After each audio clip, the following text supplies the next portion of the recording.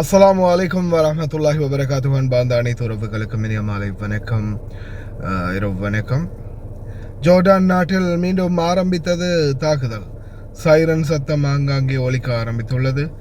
ஈரானுடைய மிக முக்கியமான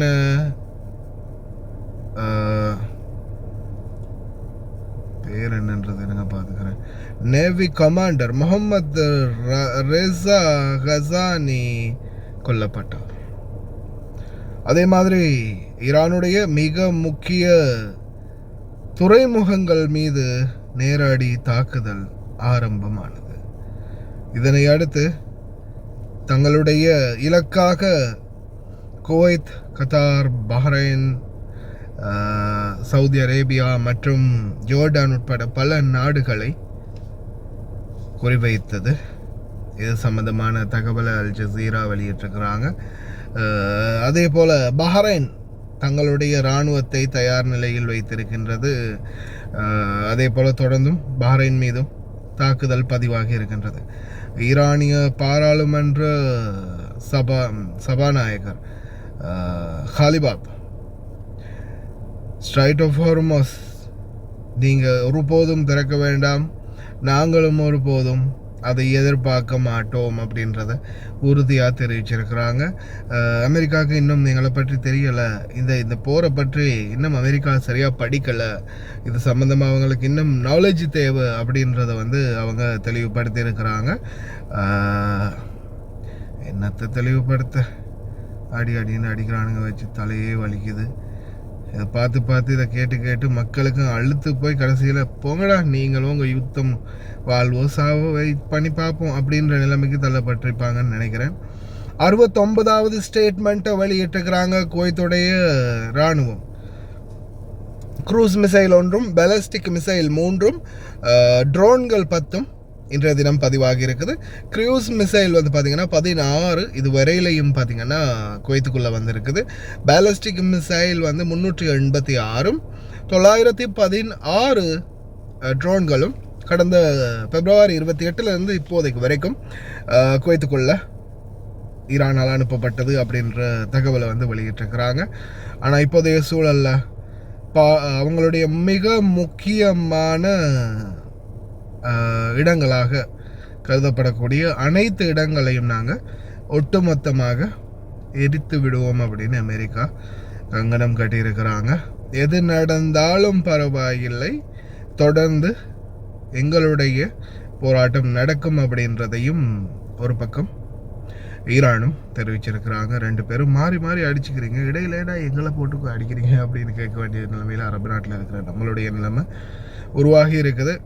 பொறுத்திருந்து பார்ப்போம் என்னதான் நடக்க போகுது அப்படின்னு. ஆனால் இனி வரும் நேரங்களில் மிகவும் மோசமான தாக்குதல்களை ஈரான் எதிர்கொள்ளும் அப்படின்னு அமெரிக்க இராணுவ தரப்பு தெரிவிச்சிருக்கிறாங்க. அதனுடைய வீரியம் என்ன அப்படின்றதையும் இப்போ காட்ட ஆரம்பிச்சிட்டாங்க. பார்க்கலாம், பொறுத்திருந்து என்ன மாதிரியான சூழல் உருவாக போகுது அப்படின்னு. பொறுத்திருந்து பார்ப்போம், பிரார்த்தனை பண்ணுவோம். இங்கே இருக்கக்கூடிய அப்பாவி தொழிலாளர்கள் உட்பட, நம்மளுக்கு தொழில் தந்த இந்த மக்கள் உட்பட அனைவரும் பாதுகாப்பாக இருக்கட்டும். சிலர் நன்றி கட்டத்தனமாக கதைக்கிறீங்க, கமெண்ட் பண்ணுறீங்க.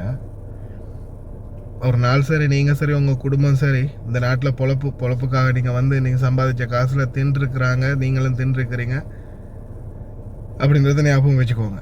அது அவங்க குணம், அவங்க செயல்பாடு, அதுக்குரியதை ஆண்டவன் பார்த்து கொடுக்குறவங்க கொடுக்கட்டும். ஆனால் நீங்கள் அதற்கு மார்க்ஸ் போடாதீங்க. ஏன்னா மேலே இருக்கிறவன் நம்மளுக்கு மார்க்ஸ் போட்டுக்கிட்டு இருக்கிறான்றதை மறந்துடாதீங்க.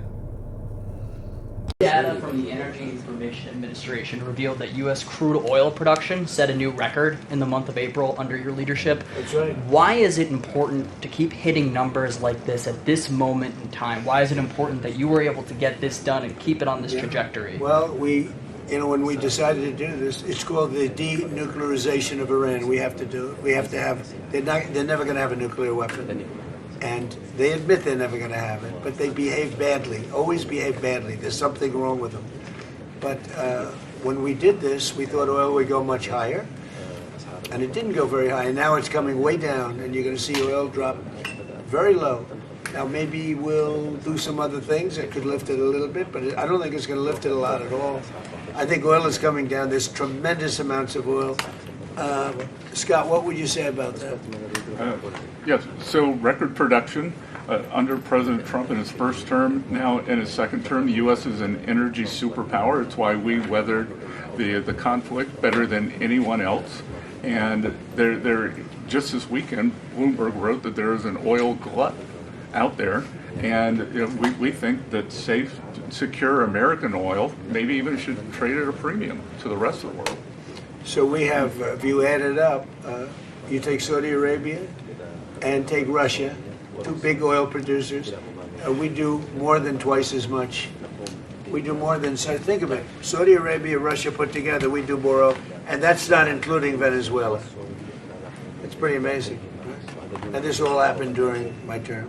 We started it as first term. Biden blew it because he had no idea what he was doing.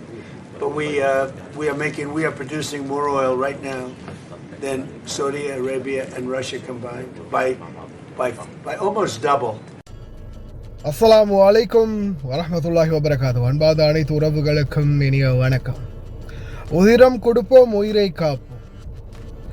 குவைத்தில் எதிர்வரும் 17ஆம் திகதி வெள்ளிக்கிழமை குவைத்துடைய ஜாபரியா இரத்த வங்கி ரட்டவீர் வெக்கமுத்துவ குவைட் ஏற்பாடு செய்துள்ள இரத்த தான முகாம் மதியம் 2 மணி முதல் இரவு 7 மணி வரைக்கும் இந்த இரத்த தான முகாம் இருக்குது. ஒரு துளி உதிரத்தால் ஒரு உயிரை காப்பாற்ற முடியும். உங்களுடைய விடுமுறை அந்த வெள்ளிக்கிழமையை நீங்கள் விடுமுறையாக வெளியில் போகிறீங்களா இருந்தால் உங்களுடைய அந்த நாளை இந்த ஒரு இரத்த தானத்துக்காக ஒரு சிறு நேரம் பயன்படுத்திக்கோங்க. நிச்சயமாக இறைவனுடைய அருளும் ஆசீர்வாதமும் கிடைக்கட்டும். அதே போல் உங்களுக்கான ஒரு சான்றிதழும் கிடைக்கும். நிச்சயமாக கலந்து கொள்ளுங்கள். 17ஆம் திகதி வெள்ளிக்கிழமை மதியம் 2 மணி முதல் 7 மணி வரைக்கும் குவைட் இரத்த தான முகாம் ஜாபரியா.